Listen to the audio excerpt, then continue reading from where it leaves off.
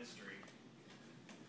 In the past, juggling was seen as something that was magical or in the realm of mysticism more. In the Middle Ages, juggling was considered by a lot to be a dark art associated with witchcraft. And European explorers observed that the Aztec shaman used juggling in religious ceremonies. Today, juggling has moved from the realm of magic and mysticism to that of mathematics and science. In the 1980s, mathematicians, who were also avid jugglers, decided to come up with a way for jugglers to be able to express juggling patterns to other jugglers.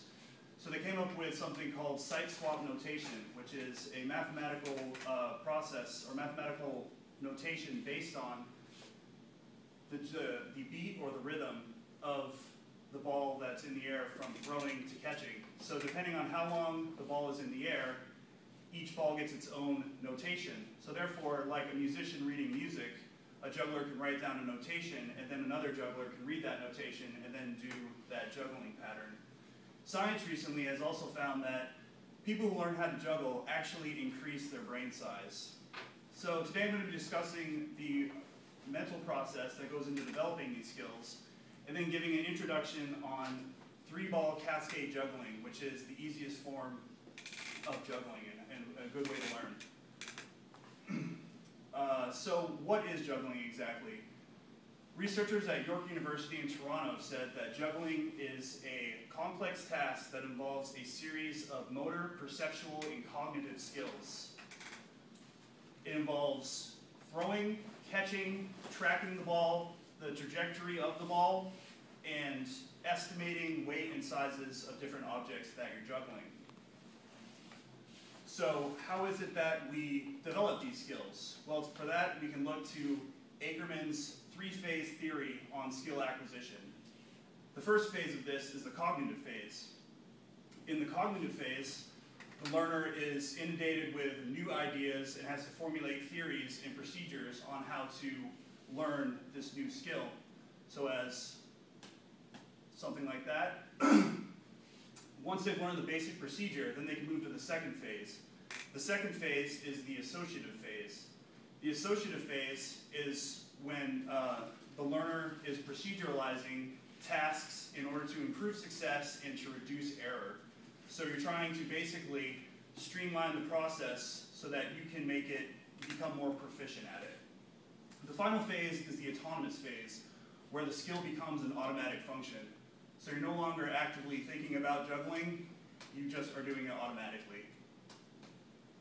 So, an interesting thing about these skills is that they've actually found that they increase brain size. Researchers at the University of Regensburg in Germany have found that people who spend 3 months learning how to juggle actually increase the amount of gray matter in their cerebral cortex.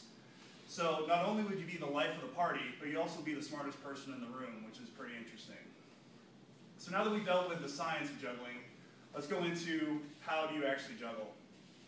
To start with, like I said before, we're going to be doing 3-ball cascade juggling. To start with, you start with a 1-ball exercise. You're going to place the ball in your right hand, you're going to toss it up in the air in an arc.